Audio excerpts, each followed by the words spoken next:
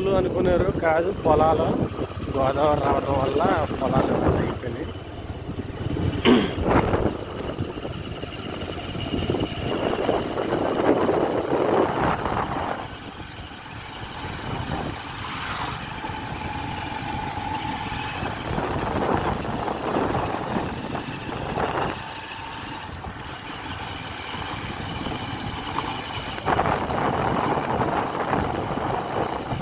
ఎన్ని పొలాలు సముద్రంలో అయిపోయినాయి.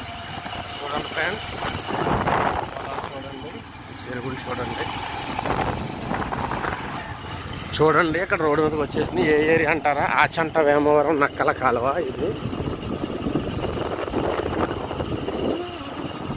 రోడ్డు మీదకి వస్తుంది.